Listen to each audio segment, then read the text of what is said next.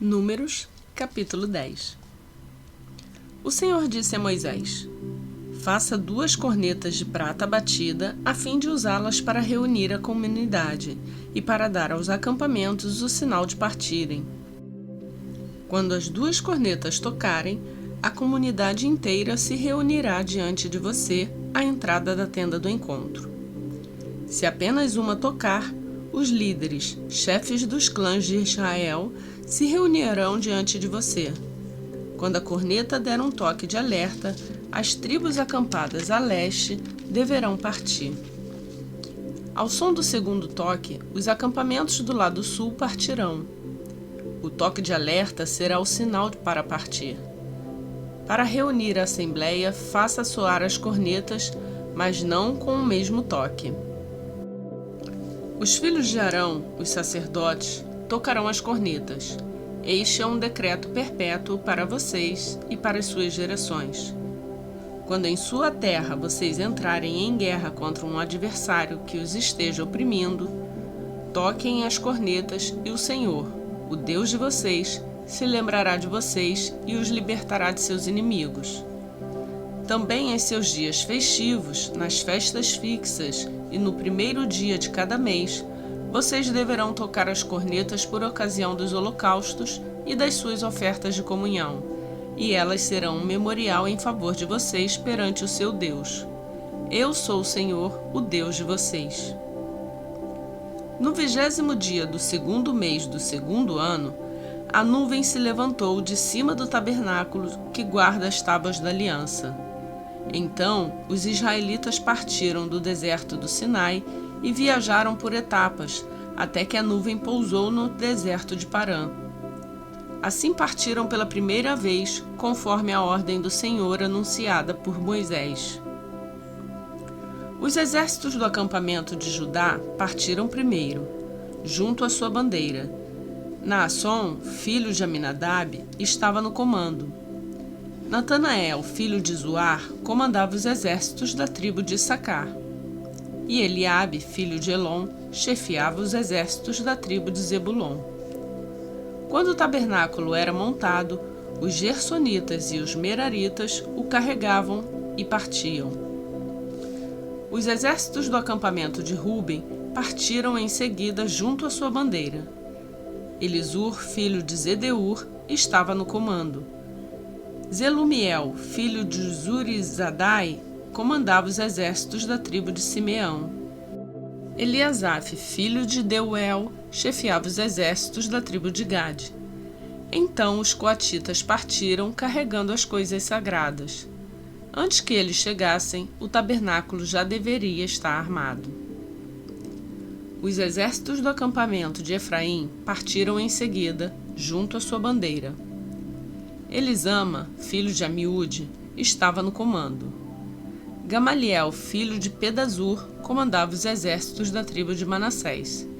E Abidã, filho de Gideone, os exércitos da tribo de Benjamim. Finalmente partiram os exércitos do acampamento de Dan, junto à sua bandeira, como retaguarda para todos os acampamentos. Aiezer, filho de Amizadai, estava no comando. Pagiel, filho de Ocrã, comandava os exércitos da tribo de Azer. E Aia, filho de Enã, a divisão da tribo de Naftali. Essa era a ordem que os exércitos israelitas seguiam quando se impunham em marcha. Então Moisés diz a Obade, filho do Midianita, Reuel, sogro de Moisés: estamos partindo para o lugar a respeito do qual o Senhor disse: eu o darei a vocês. Venha conosco e o trataremos bem, pois o Senhor prometeu boas coisas para Israel. Ele respondeu: não irei. Voltarei para minha terra e para o meu povo. Moisés, porém, disse: por favor, não nos deixe. Você sabe onde devemos acampar no deserto e pode ser o nosso guia.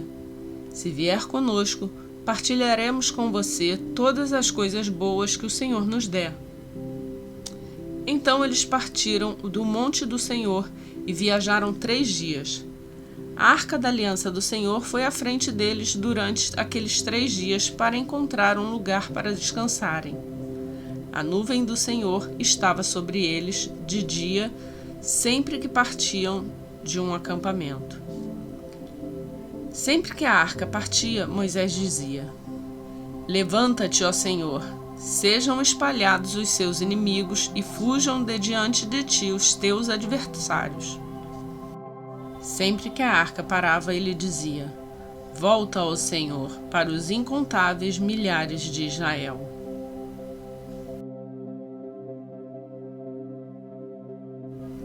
Números, capítulo 11. Aconteceu que o povo começou a queixar-se das suas dificuldades aos ouvidos do Senhor. Quando ele os ouviu, a sua ira acendeu-se, e o fogo da parte do Senhor queimou entre eles e consumiu algumas extremidades do acampamento. Então o povo clamou a Moisés.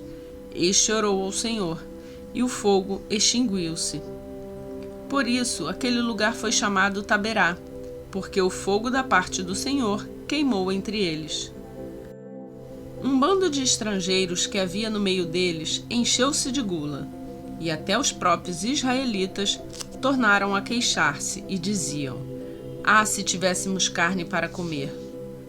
Nós nos lembramos dos peixes que comíamos de graça no Egito, e também dos pepinos, das melancias, dos alhos porós, das cebolas e dos alhos.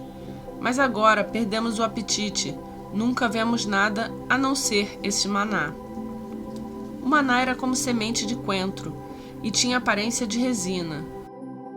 O povo saía recolhendo o maná nas redondezas e o moía num moinho manual ou socava-o num pilão. Depois cozinhava o maná e com ele fazia bolos. Tinha gosto de bolo amassado com azeite de oliva. Quando o orvalho caía sobre o acampamento à noite, também caía o maná.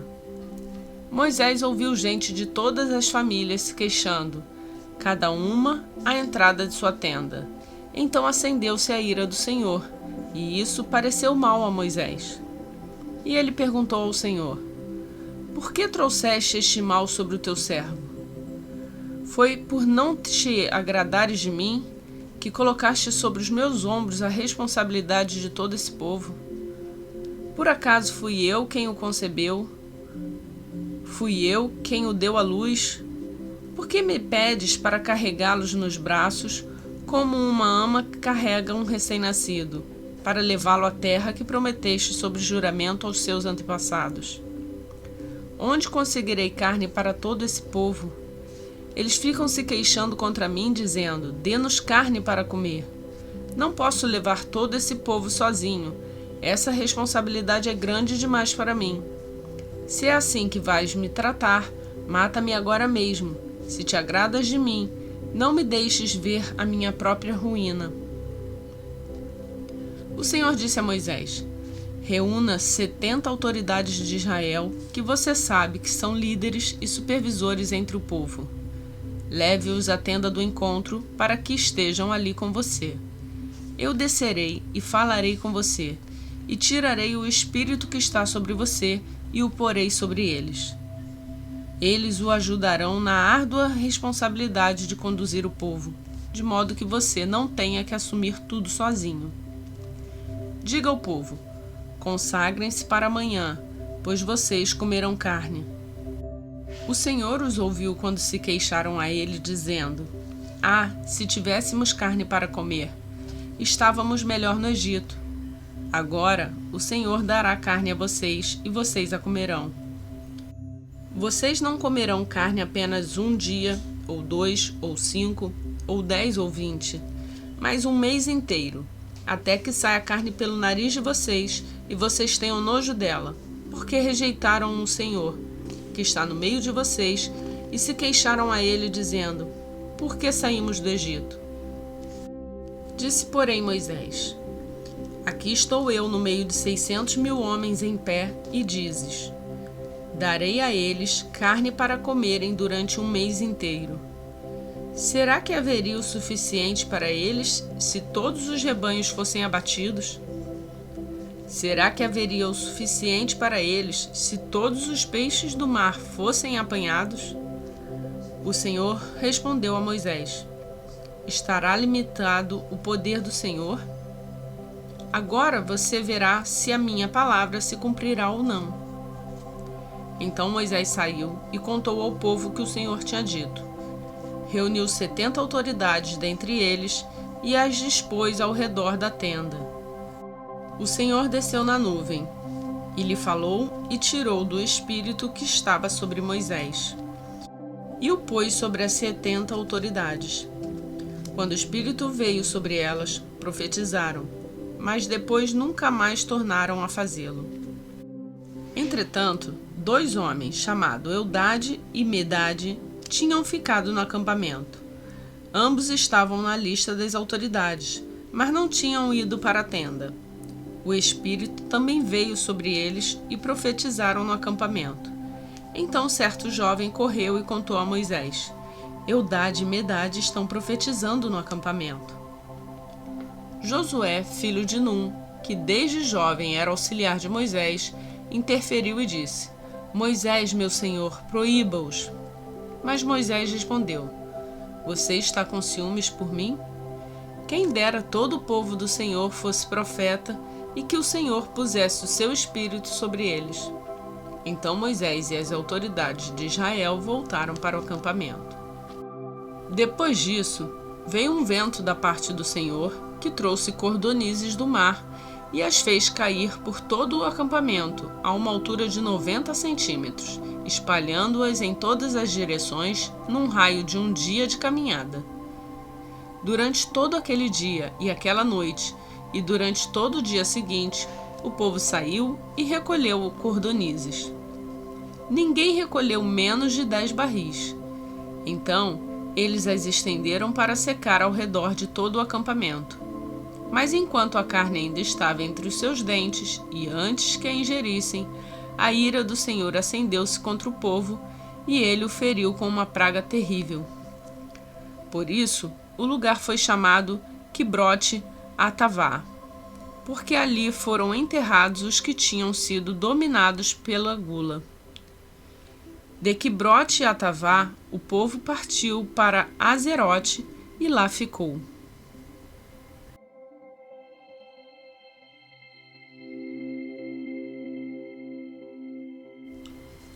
Lucas, capítulo 22.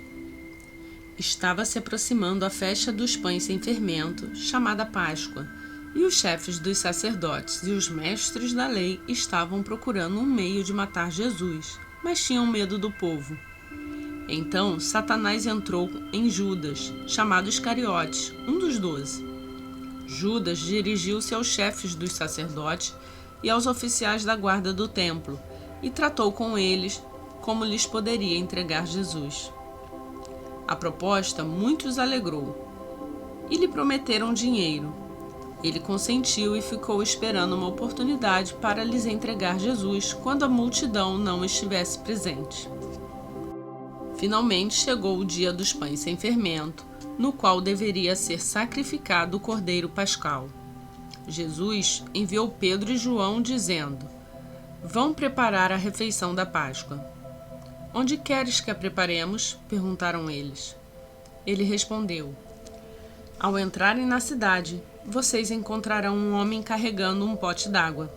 Sigam-no até a casa em que ele entrar e digam ao dono da casa: O mestre pergunta: Onde é o salão dos hóspedes no qual poderei comer a Páscoa com os meus discípulos? Ele lhes mostrará uma ampla sala no andar superior, toda mobiliada. Façam ali os preparativos. Eles saíram e encontraram tudo como Jesus lhes tinha dito. Então prepararam a Páscoa. Quando chegou a hora, Jesus e os seus apóstolos reclinaram-se à mesa. E disse-lhes: Desejei ansiosamente comer esta Páscoa com vocês antes de sofrer. Pois eu digo, não comerei dela novamente, até que se cumpra no reino de Deus. Recebendo um cálice, ele deu graças e disse: Tomem isto e partilhem uns com os outros, pois eu digo que não beberei outra vez do fruto da videira até que venha o reino de Deus. Tomando o pão, deu graças, partiu-o e o deu aos discípulos, dizendo: Isto é o meu corpo dado em favor de vocês. Façam isto em memória de mim. Da mesma forma, depois da ceia, tomou o cálice, dizendo: Este cálice é a nova aliança do meu sangue, derramado em favor de vocês. Mas eis que a mão daquele que vai me trair está com a minha sobre a mesa. O Filho do Homem vai, como foi determinado, mas ai daquele que o trair. Eles começaram a perguntar uns aos outros qual deles iria fazer aquilo. Surgiu também uma discussão entre eles, acerca de qual deles era o considerado maior.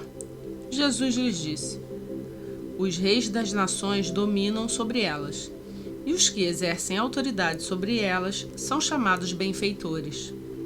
Mas vocês não serão assim. Ao contrário, o maior entre vocês deverá ser como o mais jovem, e aquele que governa como o que serve. Pois quem é maior, o que está à mesa ou o que serve? Não é o que está à mesa, mas eu estou entre vocês como quem serve. Vocês são os que têm permanecido ao meu lado durante as minhas provações, e eu designo a vocês um reino, assim como meu Pai o designou a mim, para que vocês possam comer e beber à minha mesa no meu reino, e sentar-se em tronos, julgando as 12 tribos de Israel. Simão, Simão, Satanás pediu vocês para peneirá-los como trigo, mas eu orei por você, para que a sua fé não desfaleça, e quando você se converter, fortaleça os seus irmãos. Mas ele respondeu: Estou pronto para ir contigo para a prisão e para a morte. Respondeu Jesus: Eu digo, Pedro, antes que o galo cante hoje, 3 vezes você negará que me conhece. Então Jesus lhe perguntou: Quando eu os enviei sem bolsa, saco de viagem ou sandálias, faltou alguma coisa? Nada, responderam eles. Ele lhes disse: Mas agora, se vocês têm bolsa, levem-na, e também o saco de viagem. E se não têm espada, vendam a sua capa e comprem uma. Está escrito: E ele foi contado com os transgressores. E eu digo que isso precisa cumprir-se em mim. Sim, o que está escrito a meu respeito está para se cumprir. Os discípulos disseram: Vê, Senhor, aqui estão 2 espadas. É o suficiente, respondeu ele. Como de costume, Jesus foi para o Monte das Oliveiras e os seus discípulos o seguiram. Chegando ao lugar, ele lhes disse: Orem para que vocês não caiam em tentação. Ele se afastou deles a uma pequena distância, ajoelhou-se e começou a orar. Pai, se queres, afasta de mim esse cálice. Contudo, não seja feita a minha vontade, mas a tua. Apareceu-lhe então um anjo do céu que o fortalecia. Estando angustiado, ele orou ainda mais intensamente, e o seu suor era como gotas de sangue que caíam no chão. Quando se levantou da oração e voltou aos discípulos, encontrou-os dormindo, dominados pela tristeza. Por que estão dormindo? Perguntou-lhes. Levantem-se e orem para que vocês não caiam em tentação. Enquanto ele ainda falava, apareceu uma multidão conduzida por Judas, um dos 12. Este se aproximou de Jesus para saudá-lo com um beijo. Mas Jesus lhe perguntou: Judas, com um beijo você está traindo o Filho do Homem? Ao verem o que ia acontecer, os que estavam com Jesus lhe disseram: Senhor, atacaremos com espadas? E um deles feriu o servo do sumo sacerdote, decepando-lhe a orelha direita. Jesus, porém, respondeu: Basta! E tocando na orelha do homem, ele o curou. Então Jesus disse aos chefes dos sacerdotes, aos oficiais da guarda do templo e aos líderes religiosos que tinham vindo procurá-lo: Estou chefiando alguma rebelião para que vocês tenham vindo com espadas e varas? Todos os dias eu estive com vocês no templo, e vocês não levantaram a mão contra mim. Mas esta é a hora de vocês, quando as trevas reinam. Então, prendendo-o, levaram-no para a casa do sumo sacerdote. Pedro os seguia à distância. Mas quando acenderam um fogo no meio do pátio e se sentaram ao redor dele, Pedro sentou-se com eles. Uma criada o viu sentado ali à luz do fogo. Olhou fixamente para ele e disse: Este homem estava com ele. Mas ele negou: Mulher, não o conheço. Pouco depois um homem o viu e disse: Você também é um deles. Homem, não sou, respondeu Pedro. Cerca de 1 hora mais tarde, outro afirmou: Certamente o homem estava com ele, pois é galileu. Pedro respondeu: Homem, não sei do que você está falando. Falava ele ainda quando o galo cantou. O Senhor voltou-se e olhou diretamente para Pedro. Então Pedro se lembrou da palavra que o Senhor lhe tinha dito: Antes que o galo cante hoje, você me negará 3 vezes. Saindo dali, chorou amargamente. Os homens que estavam detendo Jesus começaram a zombar dele e a bater nele. Cobriam seus olhos e perguntavam: Profetize! Quem foi que bateu em você? E lhe dirigiam muitas outras palavras de insulto. Ao amanhecer, reuniu-se o sinédrio, tanto os chefes dos sacerdotes quanto os mestres da lei, e Jesus foi levado perante eles. Se você é o Cristo, diga-nos, disseram eles. Jesus respondeu: Se eu vos disser, não crereis em mim. E se eu vos perguntar, não me respondereis. Mas de agora em diante, o Filho do Homem estará sentado à direita do Deus Todo-Poderoso. Perguntaram-lhe todos: Então você é o Filho de Deus? Vós estáis dizendo que eu sou, respondeu ele. Eles disseram: Por que precisamos de mais testemunhas?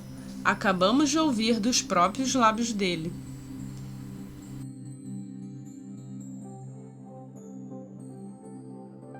E hoje concluímos a leitura do dia 66. Se você curtiu esse vídeo, eu te peço para deixar seu like. E se você ainda não é inscrito no nosso canal, mas quer nos acompanhar e fazer a leitura da Bíblia completa durante 1 ano, se inscreva no canal para ser avisado sempre que um novo vídeo for postado. Por hoje é só, eu fico por aqui. Que Deus abençoe o seu dia e até amanhã, se assim Ele nos permitir.